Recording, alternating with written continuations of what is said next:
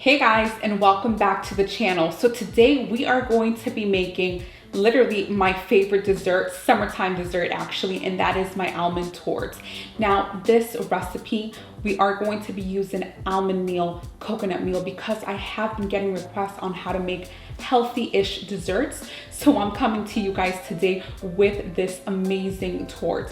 Now we're going to be adding coconut meal, almond meal. I personally make this with either oat milk or almond milk, but I have tried it with regular milk and it does work the same.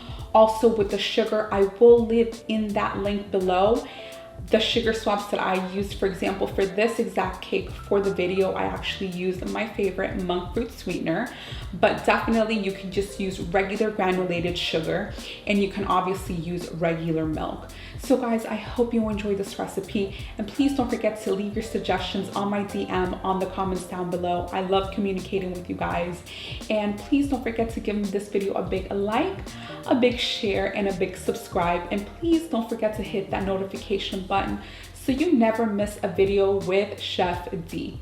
Let's get rolling.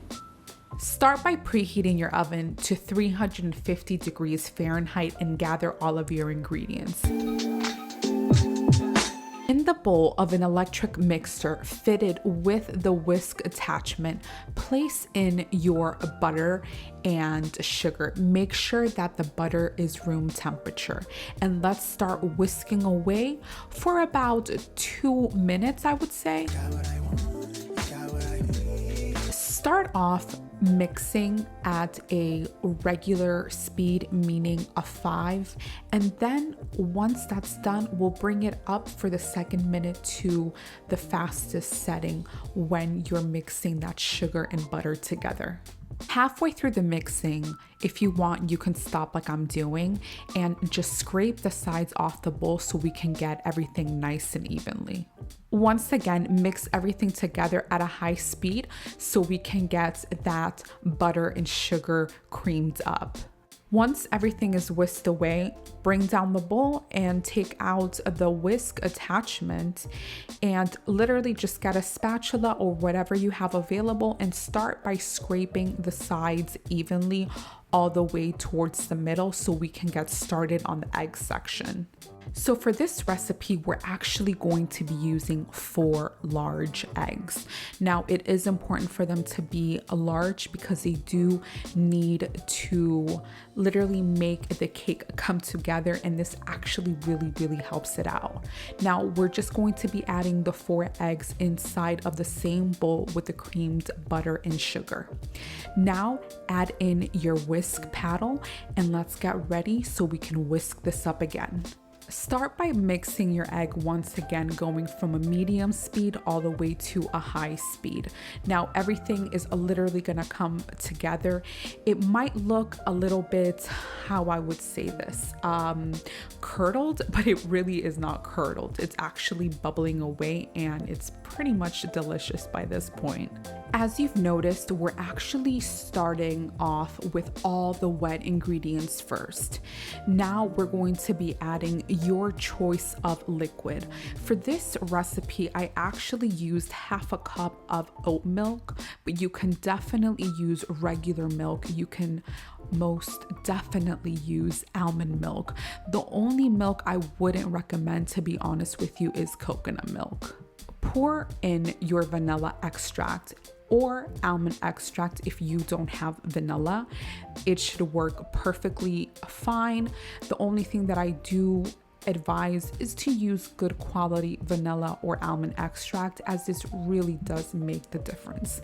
Now add in your whisk paddle, bring the bowl up to the top, and let's begin by whisking this once again, going from a 5 speed all the way to a high speed. Now for the dry portion of this recipe, add in 1 and 1.5 cups of almond meal or almond flour, half a cup of coconut flour, and 2 teaspoons of baking powder. Now, this is very crucial in my opinion to have and mix the dry ingredients evenly before adding it to the wet ingredients section of the recipe. Mix all the dry ingredients with a spoon, and now let's get to mixing once again.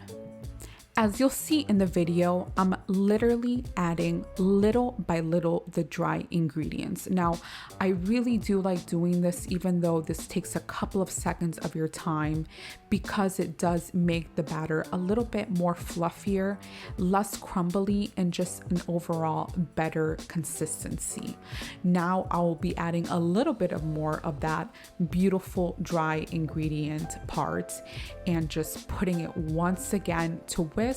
Remember, starting from a medium speed all the way to a high speed each and every single time I do this.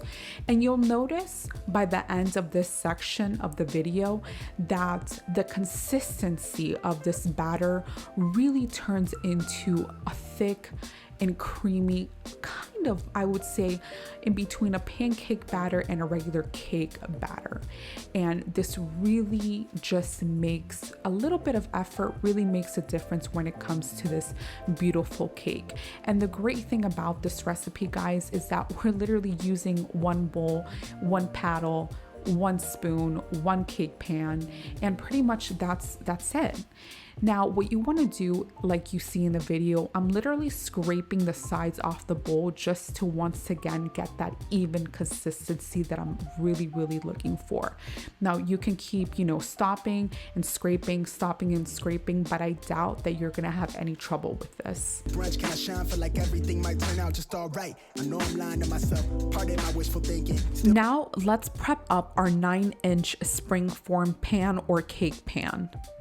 Now, before we get started greasing our pan, what I like doing is cutting a piece of wax or parchment paper to fit the bottom of our 9-inch round cake pan or springform pan.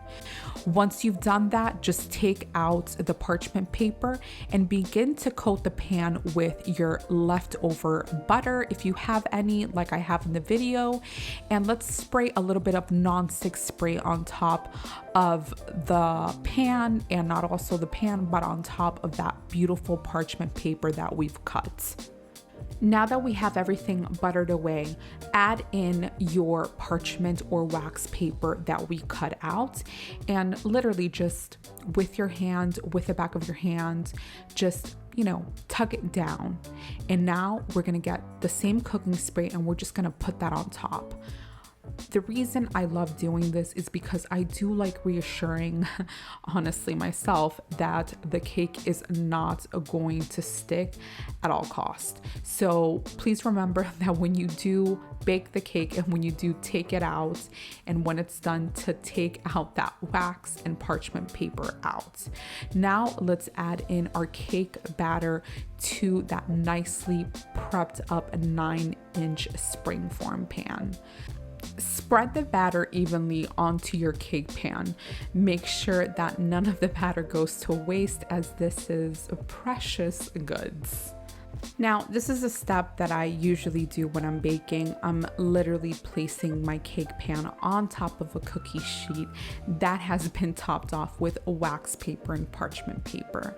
Now place this beautiful almond torte inside of the oven at your preheated oven of 350 degrees and let that baby cook for 35 to 40 minutes. Remember, guys, that this does depend on your oven temperatures. Now that this is baked, what we want to do is let it please sit at room temperature for a minimum of 10 to 15 minutes to ensure that everything just binds together and literally sticks together, and that it comes out perfectly onto your plate or onto your cake stand. Nice and golden brown from top to the sides. This is one gorgeous torte. Now let's place this beautiful creation on top of that cake stand or whatever you have available. Just carefully place it on top of there. You should have no problems as you've buttered this up and sprayed this out as well.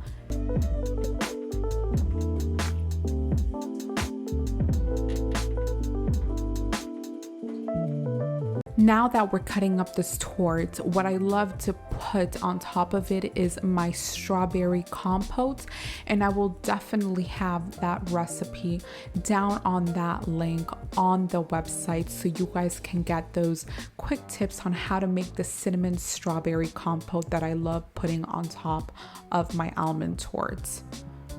Now I'm gonna be doing a little fast forward so you guys can see how I place this beautiful strawberry cinnamon compote on top of that almond torte and how I go about decorating and kind of doing it.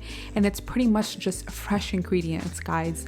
I'm using blackberries and strawberries, but you can most definitely use blueberries, raspberries, whatever you have available. This is supposed to be a lovely summer dessert that is very fresh and also very light, and it's gluten-free, and I really cannot rave more about this scrumptious recipe. She keep me safe from the gunplay. When I'm hungry, she feed my soul. When I'm lonely, she keep me company. It's funny. I used to wanna grow older, travel with sight in these rounds, so they realize that she got. Now I will be serving this slice by slice, so I do like grabbing a little bit of that compote and just literally placing it in, pouring it on top of that freshly made almond torte and adding the same fresh berries I used for the actual cake.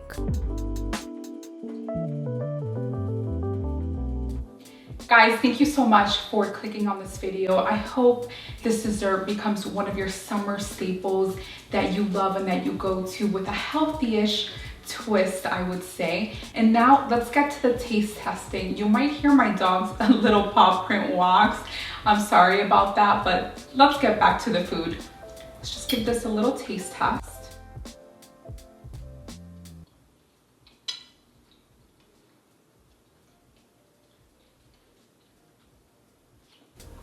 So good, so amazing, so sweet, but not like overwhelmingly sweet. It's just perfect with those notes that I'm looking for in a torte.